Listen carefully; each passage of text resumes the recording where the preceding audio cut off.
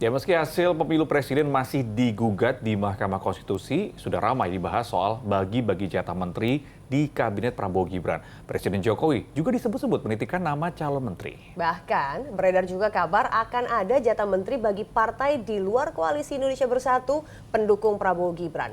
Kita diskusi.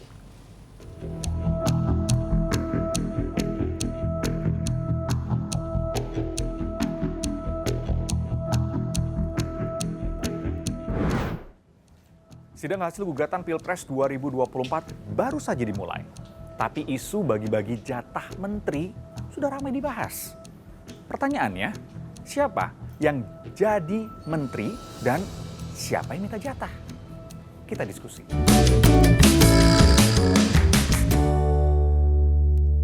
Rabu 27 Maret, MK menggelar sidang perdana sengketa hasil pemilu 2024. Dimulai dengan sidang gugatan hasil Pilpres yang diajukan Anies Muhaimin dan Ganjar Mahfud.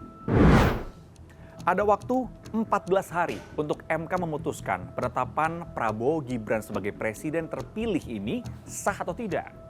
Tapi belum juga diputuskan, udah ramai dibahas soal bagi-bagi jatah menteri di kabinet Prabowo Gibran. Bahkan sebelum sidang MK digelar, ada isu yang muncul sejumlah partai pendukung Prabowo Gibran minta jatah menteri. Mulai dari Golkar yang minta 5 jatah kursi, sampai muncul isu Jokowi titip nama menteri ke Prabowo. Tapi hal itu dibantah oleh Ketua Umum Projo yang juga Menkominfo, Budi Ari. Lalu apa kata Prabowo soal isu bagi-bagi jatah menteri? Saya lihat di daerah-daerah juga selalu hadir, selalu setia. Dan karena itulah sekarang saudara-saudara mungkin akan melihat bahwa Prabowo Subianto tidak akan pernah melupakan mereka-mereka yang berjuang di sana. Jadi nanti Pak Zulkifli Hasan dan Pak Hatta akan mungkin kaget, ya kan? Dalam menyusun atau mengajukan, mungkin yang diminta X, mungkin yang dikasih bisa lebih dari X.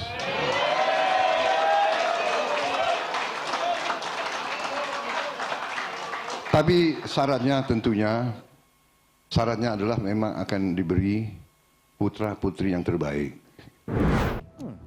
Apa ini artinya bahwa partai pendukung dan bahkan Presiden Joko Widodo akan berpengaruh besar pada jatah kursi menteri nantinya? Kan jauh-jauh hari partai politiknya sudah bilang, oh saya minta 5, saya minta 3, saya minta 2 gitu ya. Bahkan Pak Jokowi, sang presiden ke-7, desas-desusnya juga sudah minta jatah kursi gitu. Nah, apakah kemudian akan bicara dan berdiskusi dengan Pak Jokowi? Ya mungkin saja, boleh-boleh aja. Tapi memang kalau kemudian keputusan terakhirnya justru ada di tangan Pak Jokowi, nah itu rugi buat Pak Prabowo gitu ya, karena dia akan menjadi presiden yang di bawah bayang-bayang Pak Jokowi. Dan manuvernya Pak Jokowi kan sudah terlihat ya, selesai pemilu langsung bertemu dengan Nasdem, katanya membicarakan desas-desusnya, membicarakan koalisi, dan beliau mengatakan dia menjadi jembatan gitu. Nah, apakah Pak Prabowo memang butuh jembatan kan kita nggak tahu ya, tapi menurut saya akan sangat baik bila Pak Prabowo menentukan sendiri susunan kabinetnya, berbincang, berdiskusi boleh-boleh saja, tapi keputusan akhir harusnya ada di Pak Prabowo. Ribut-ribut ini apa karena ada muncul isu bahwa Prabowo Gibran akan memberikan jatah kursi ke koalisi lawan yang bahkan merupakan saingannya saat Pilpres kemarin?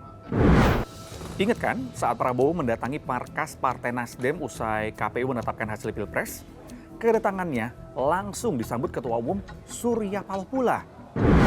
Itu tadi Ketua Umum Partai Politik. Kalau lawan politiknya, yang pasti sih kalau ditawarin jadi menteri di pemerintahan Prabowo Gibran, Ganjar Pranowo mengaku akan nolak. Ini kata Ganjar, kalau saya berada di luar mungkin itu jauh lebih baik karena check and balance pasti akan terjadi. Tapi apa mungkin Prabowo Gibran ini akan memberikan jatah kursi menteri di luar koalisi pendukung? Apa sih untung ruginya bagi Prabowo? Tapi kita sudah melihat tanda-tanda bahwa Pak Prabowo akan mengikuti jejak langkah Pak Jokowi selama 10 tahun terakhir untuk membangun koalisi super majority atau koalisi gemuk ya, kalau dalam istilah politiknya koalisi gemuk di pemerintahan mendatang guna memastikan stabilitas pemerintahan selanjutnya gitu loh. Karena kenapa koalisi gemuk diperlukan? Kalau dari sisi rasional aktor politik sebagai presiden terpilih, tentu Pak Prabowo ingin menjamin stabilitas dari pemerintahan dan juga program-program yang ingin dijalankan oleh kabinetnya gitu loh di pemerintahan mendatang. Oleh karena itu koalisi gemuk bisa sebagai penjamin kalau misalnya ada satu atau bahkan dua partai yang balelo atau tidak disiplin, itu mereka masih punya kekuatan mayoritas gitu di parlemen untuk menggolkan RUU maupun program-program yang ingin dijalankan oleh pemerintahan Prabowo Gibran ke depan gitu. Kita lihat saja apa yang akan terjadi di kemudian hari ketika presiden terpilih ini sudah dilantik. Karena ingat, pemilihan kabinet merupakan hak prerogatif presiden. Saya Jati Dharma, terima kasih sudah diskusi.